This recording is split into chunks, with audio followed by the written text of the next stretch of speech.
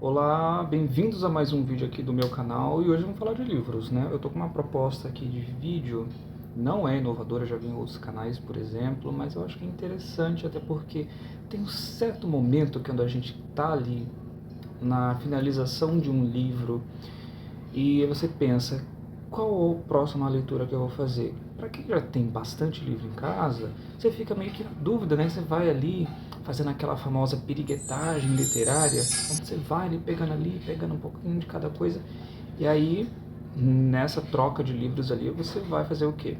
Vai escolher um para ler, aquele que te mais fixou ali a atenção. E eu tô com uma proposta aqui de fazer justamente isso. Peguei aqui uma sequência de livros, né, para começar a ler e depois vim aqui esse mesmo vídeo, tá? Como se fosse num vlog. E trazer aqui essas primeiras impressões ou do primeiro capítulo ou das primeiras 20, 30 páginas que eu pegar de cada livro, tá? E vou aproveitar também para falar das leituras que eu estou fazendo agora, tá? E que vai surgir aí nas próximas semanas. Vai começar o novo ano letivo, então vai ficar um pouquinho apertado na questão de leitura, mas vai todo mundo ali ler no seu tempo, na sua velocidade, porque o que o algoritmo quer é justamente o contrário, né? Enfim, leituras finalizadas até então. Eu li o Blood Child, da Octavia Butler. É um conto, novela, alguma coisa assim do tipo. Fez blow mind na minha cabeça. E pretendo trazer aqui um vídeo falando sobre um pouquinho desse conto. Eu li em inglês, eu lembro do e-book que estava disponível na Amazon. Eu baixei já rapidinho. A vontade de comprar o livro mesmo, né? Porque o livro é uma coletânea muito impactante. Eu achei aquele conto muito impactante, mas a gente comenta um pouquinho depois do vídeo, tá? Outro livro que eu terminei de ler, esse daqui eu fui ler na Maciota, e aí eu finalizei, é a Júlia Lopes de Almeida, A Intrusa. Fazia muito tempo que eu não lia algo da Júlia Lopes, acho que foi o único vídeo que eu tenho aqui, é o da Falência, que a gente leu lá no Clube Lendo Literatura Brasileira. Terminei, achei bem legalzinho esse livro aqui. Claro, eu acho que a Falência que deixou ela mais evidente aqui, né, devido às leituras de vestibulares, acaba sobressaindo mais, né? Mas também esse é um livro bem interessante para se comentar. Falando em lendo literatura brasileira do clube que eu participo, lá do canal do perfil do Álvaro, né, no Instagram, a gente está lendo agora nesses primeiros meses de janeiro. Para mim vai ser uma releitura, tá? Mas eu comprei aqui uma nova edição, está mais confortável para ler, que é o Grande Sertão Veredas. Então a gente está lendo ali de pouquinho, 40 páginas ali por semana, ou a cada 15 dias mais ou menos. E aí quando eu terminar de ler, eu trago aqui as minhas impressões. Acho que não tem vídeo ainda do Grande Sertão, mas assim, é um livro que muita gente já leu. Aí você fica se pensando, será que vale a pena trazer um vídeo sobre o Grande Sertão? Porque assim, não difere muito do que essas pessoas comentaram a respeito desse livro, tá? Mas enfim, vou dar sequência no livro. Daqui até o final eu penso se eu faço um vídeo dele ou não. Agora eu vou falar de livros que ainda não terminei, tá? Tá ali, tô lendo bem de boas. Um dia aí vai surgir um vídeo no canal. Antologia de contos, né, do Contos Fantásticos do Ítalo Calvino. Já tô lendo aqui, já li mais dois contos aqui. Interessante, esses dois últimos contos que eu li não me apeteceu, não, vamos dizer assim, não caiu no meu gosto. Mas tô dando sequência aqui, a gente vai finalizar esse livro aqui.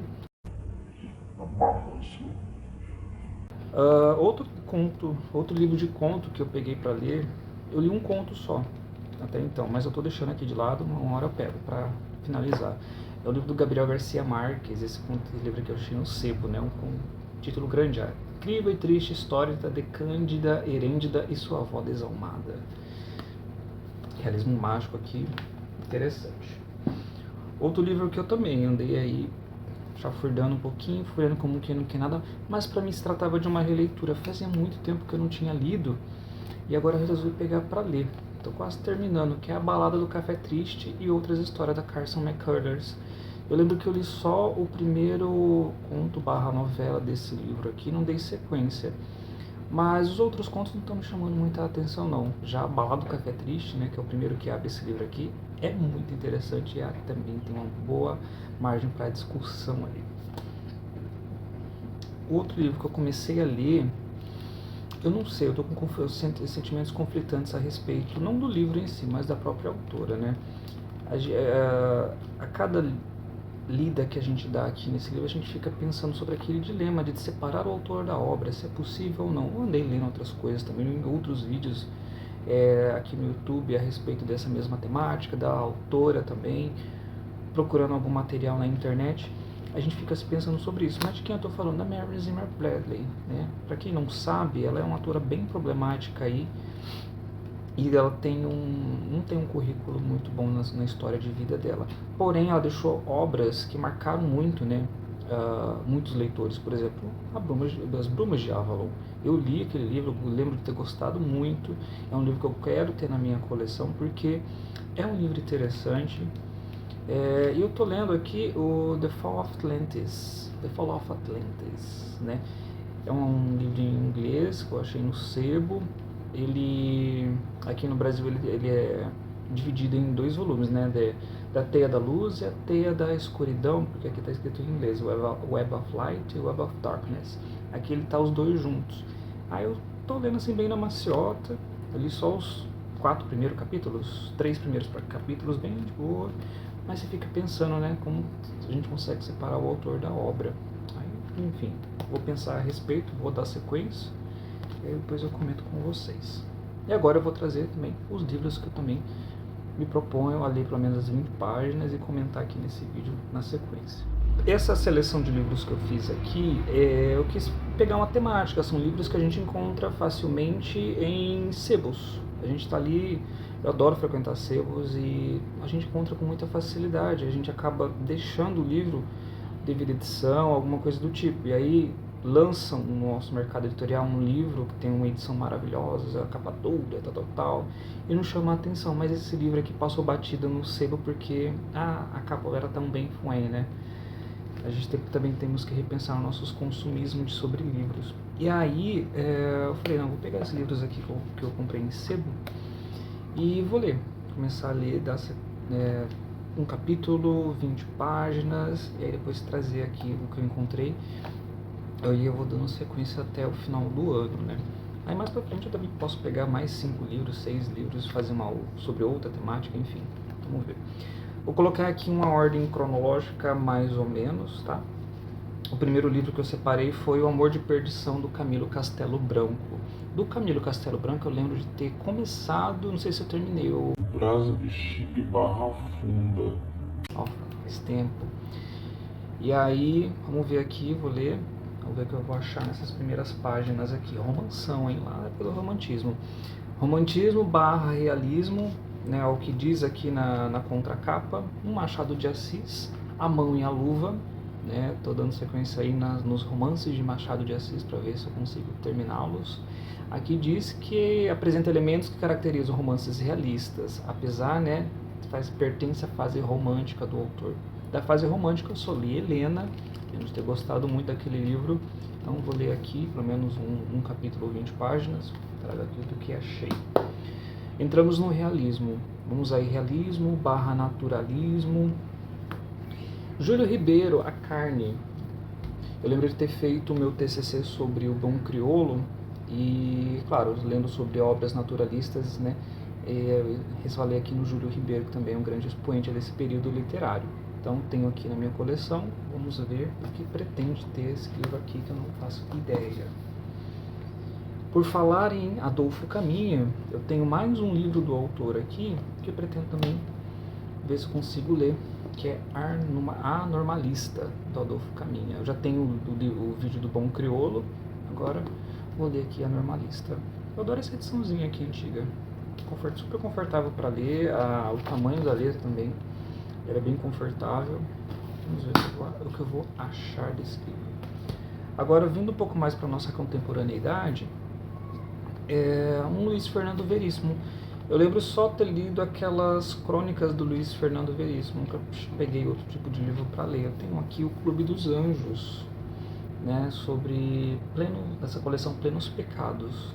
Eu já vi mais de um livro desse aqui em outra temática, então vamos ler aqui o Clube dos Anjos do Luiz Fernando Veríssimo. Vamos ver o que vai me reservar aqui essas primeiras páginas. E por fim, outro que eu comprei no escuro, eu lembro de ter lido só umas notas sobre o próprio autor, né? Que é o Paulo Francis Cabeça de Negro. Então não conheço, só o que eu li mesmo é o que está aqui na contracapa. Vou ler esse primeiro capítulo e vou ver o que eu vou achar desse livro. Enfim, agora eu vou ler aí, não só hoje, mas no decorrer aí dos dias, e vou trazendo aqui as impressões de leitura. Até mais tarde. 2000 years later.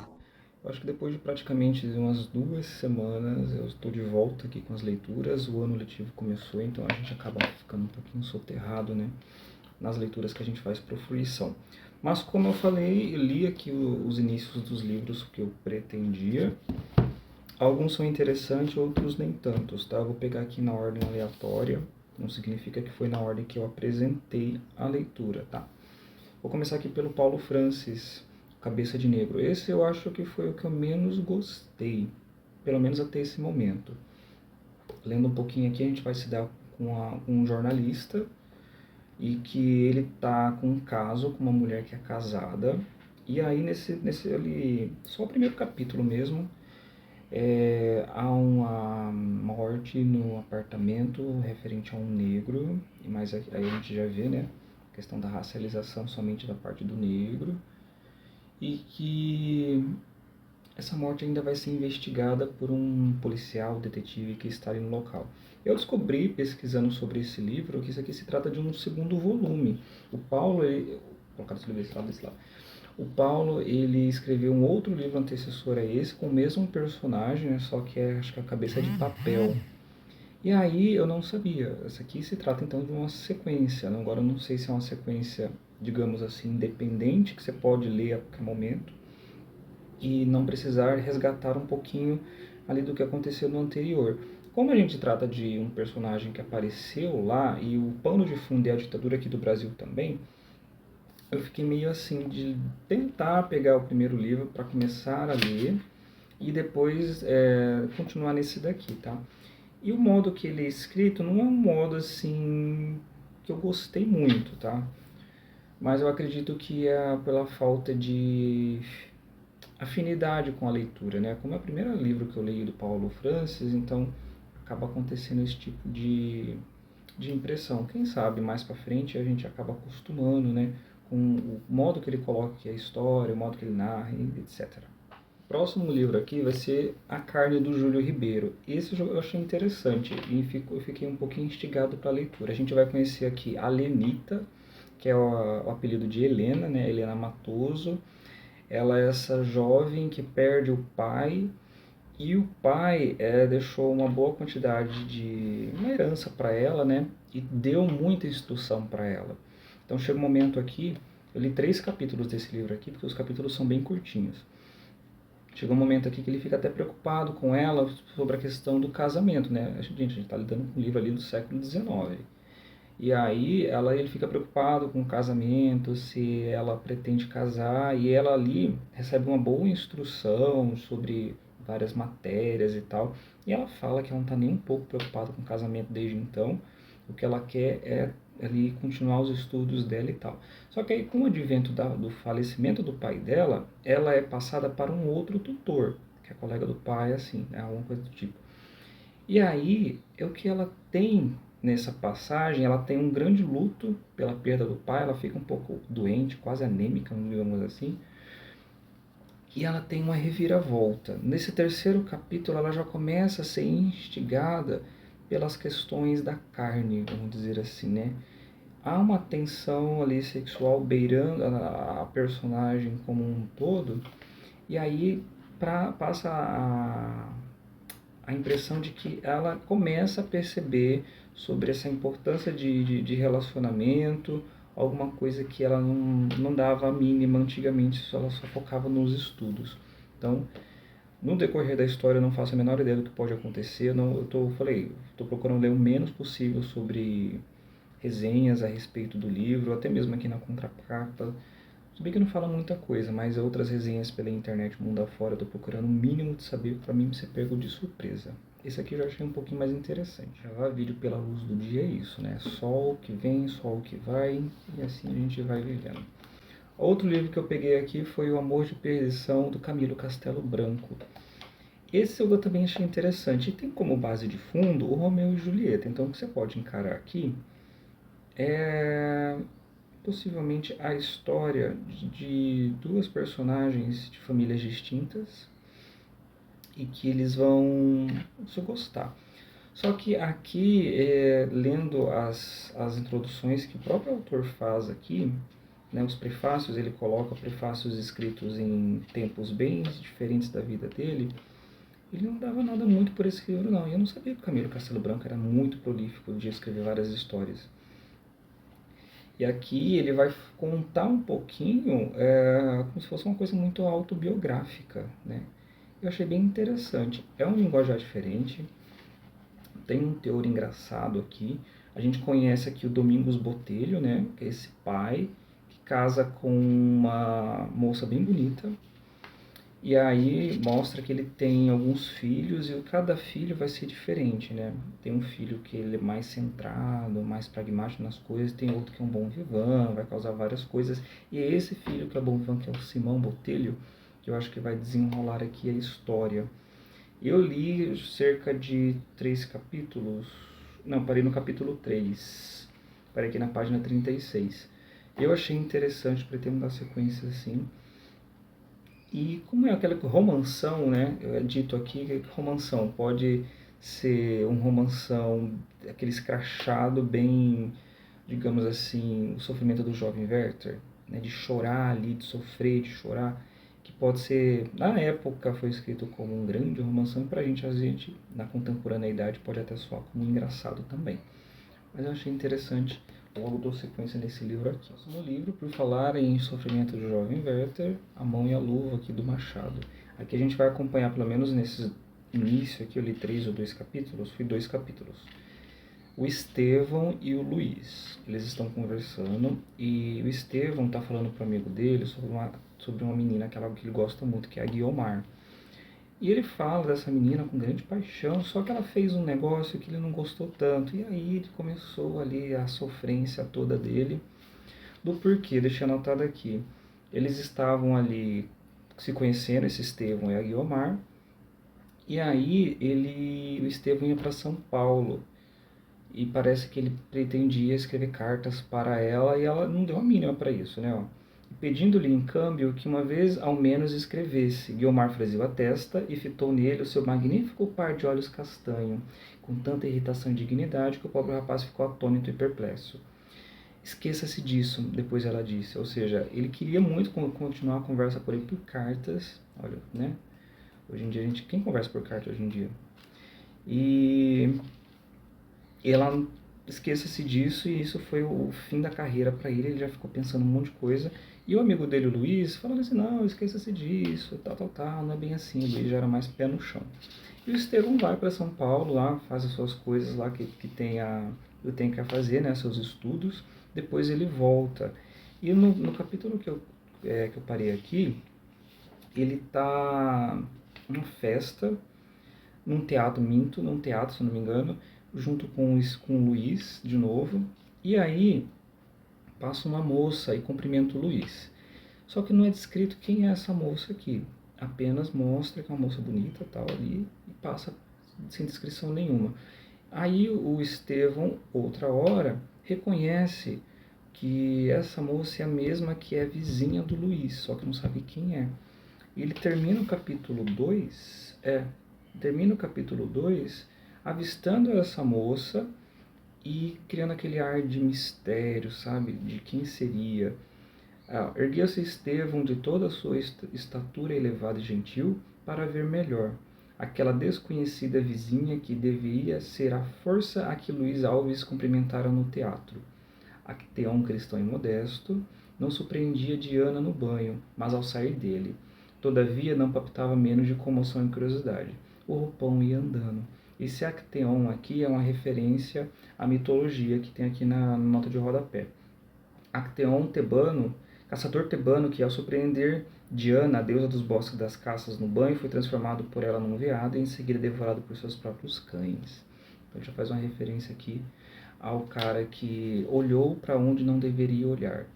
E aí ele olhando para essa vizinha misteriosa que o Luiz tem. Interessante, romanção, como o próprio título diz, né? Aliás, na referência, é uma pitadinha de romance aqui nos livros do Machado. Próximo livro, Clube dos Anjos, ou Gula, né, do Luiz Fernando Veríssimo. Isso aqui é uma coleçãozinha chamada Plenos Pecados. Eu tenho outras coleções aqui, onde cada autor vai escrever sobre um pecado capital e vai escrever uma história em cima. Esse aqui eu não imaginava que era um livro meio policial, né? Porque a gente tem aqui o personagem principal, se eu não me engano é Daniel, e ele chama-se Lucílio para participar de um clube que o Daniel tinha com os amigos dele, tem na verdade com os amigos dele, onde eles se encontravam uma vez por mês, a cada 10 meses no ano, e cada um era, digamos assim, o co-anfitrião desse clube, e para fazer assim suas festinhas, seus belos e bons churrascos da vida. E aí um deles morre, só que o Lucílio ele é convidado a participar, entrar no lugar desse personagem que morreu, desse outro amigo que morreu.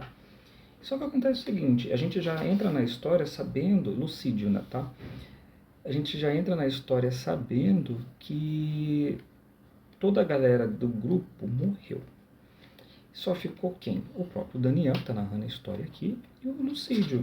E aí ele vai falar sobre a questão de crime, sobre a questão de o que crime que cometeu. Ele dá um mistério em cima, né? Se eu inventei, a culpa é toda minha, digamos, do crime. Não posso nem alegar que Lucídio é inventado, toda a história é inventada, e portanto não há crimes nem culpados. Ficção não é atenuante, imaginação não é desculpa.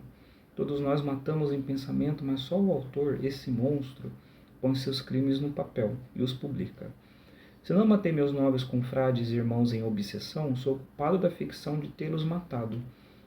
Preciso convencer você que não inventei o Lucídio para provar que sou inocente desses terríveis crimes. É preciso convencê-lo que a história é verdadeira para provar que sou inocente da ficção. O crime inventado é pior do que o crime real, pois se o crime real pode ser acidental ou fruto de uma paixão momentânea, não há notícia de um crime fictício que não tenha sido premeditado. Então a gente vai acompanhar aqui nada mais que uma história policial, uma história de mistério, quem foi que matou quem, o que aconteceu nesse jantar e o que levou essa galera toda a morrer depois que Lucídio entrou ali na história e na vida desse povo. Então, e aqui por fim Adolfo caminha a normalista. A gente vai acompanhar aqui a vida do Gadelha, como é o João Gadelha? João Maciel da Mata Gadelha. Logo nessas primeiras 20 páginas ele conta aqui que ele está recebendo alguns amigos em casa para participar ali de uma festinha, jogos, coisas que aconteceram ali no século XIX. E junto dele mora a Maria do Carmo. A Maria do Carmo é como se fosse uma enteada dele. Ele cuida como se fosse uma filha.